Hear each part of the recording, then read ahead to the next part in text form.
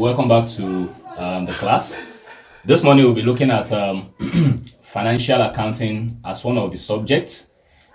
When we talk about financial accounting, before we go to what we mean by financial accounting, I think it's actually very necessary for us to look at a brief, history of what we refer to as accounting. And to be very brief about this, I'm going to look at the major or the most important aspect of accounting, which is the double entry, practice. We can trace the history of double entry system back to the 14th century. Back to the 14th century, when an Italian monk called Luca Paciolo make use of what he refers to as a double entry to prepare accounts for the first time. And Luca Paciolo was a mathematician, and just like I said before, was an Italian monk who is very, very versatile in arithmetic, in geometric. He was the one that actually propounded the law of double entry principle, which says that for every debit entry, there must be a corresponding debit entry. After I started using this particular principle, he published it in 1494 in one of his books called Summa the Arithmetica,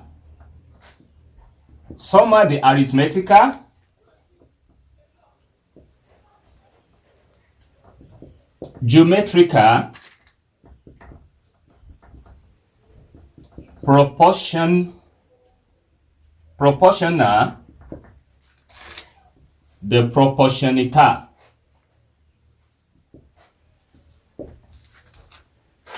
He published this book in 1494, and by 15th century,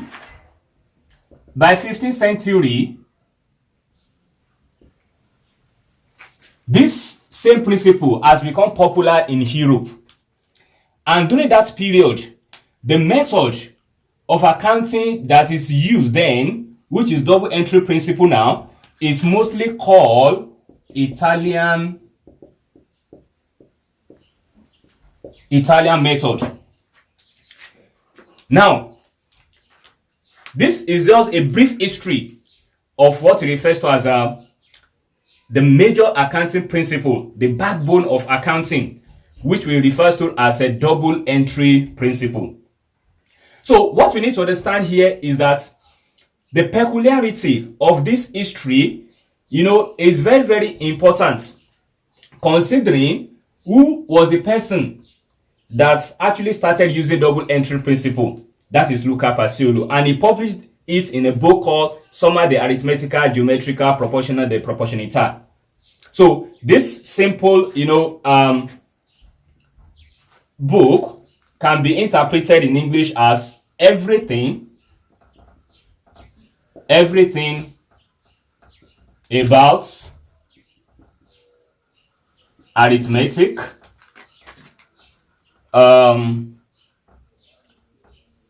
geometric, and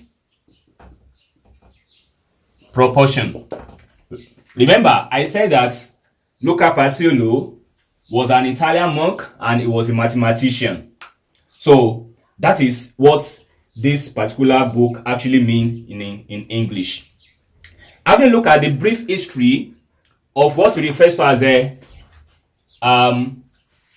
accounting, what do we actually mean by financial accounting? This is the aspects of accounting that is very, very important, majorly to determine the performance or to ascertain performance of business. To ascertain performance of business. That is, in terms of profitability, in terms of turnover, in terms of other aspects, the expenditure, the revenue. These aspects of accounts is what actually explain or that help us to ascertain how the business is actually performing. But when we talk about financial accounting, there is no how we will talk about accounts without mentioning bookkeeping.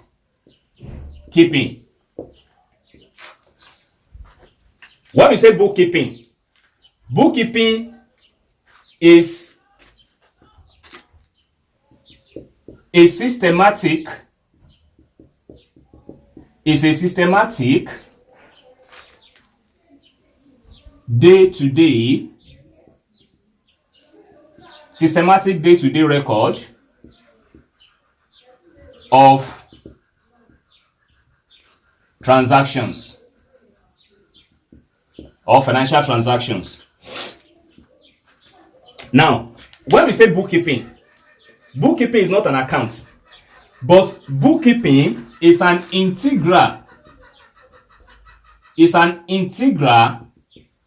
aspect of account. That is, there cannot be accounts if there is no bookkeeping, because bookkeeping serves as the source of the information required to prepare accounts for a particular business. So, bookkeeping will help us to trace our day-to-day, our daily transaction. What we buy today, what we sell today, how much we pay today, how much we receive today. All these things are actually recorded in bookkeeping. When we get to subsidiary books, we discuss some of these books. After bookkeeping, then we can talk about accounting. When we say accounts, what is now accounts? Accounts can simply be explained as the process of recording,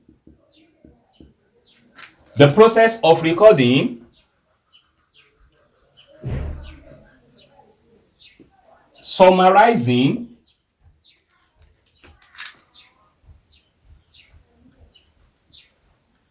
communicating,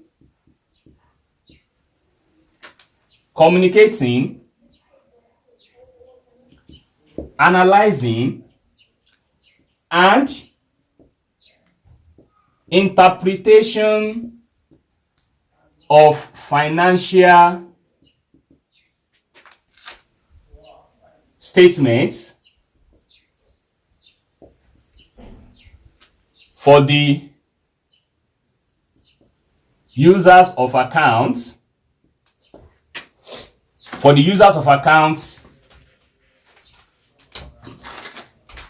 to make managerial decisions. Let me quickly run through this definition. The process of recording, summarizing, communicating, analyzing, and interpretation of financial statements for users of accounts to make managerial decisions. If you look at the first thing that we are supposed to do in accounts, it has to do with recording. Recording is what we actually do in bookkeeping. When we say we are taking a record, what we buy, what we sell. Then, when this recording is made, then the next thing is that we try and summarize. This summary we are talking about is like we are trying to compress all the daily, data that we have. So all these daily data will be compressed, and that's why we have something like a ledgers. So this ledger will show the summary of every transactions that we have. Then this particular information will now be communicated. Then we'll analyze. After the analysis of this, then we interpret. So interpretation of this financial statement is very, very important, because it's what will actually give us the status, or we reveal the status of that particular business, whether the business is running at profit or the business is running at loss, whether we have increase in rate of turnover or it is falling, whether we are losing our customers or we are gaining more customers. So that is what accounting actually means. So, and that is why we said that bookkeeping is an integral part of accounts, because before we can prepare an account, we need to what? We need to keep records, which we refer to as a bookkeeping. Now, having looked at these definitions, mind you, what we are talking about here is that financial accounts, what we mean by financial accounts, consists of bookkeeping and accounts. That is, these two joined together is what we mean by financial accounting. So, which means no bookkeeping, there will be no accounts. Have a look at this.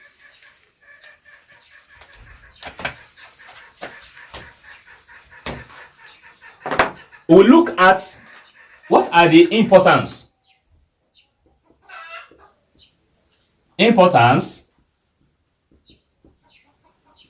of bookkeeping and accounts. Importance of bookkeeping and accounts. In summary,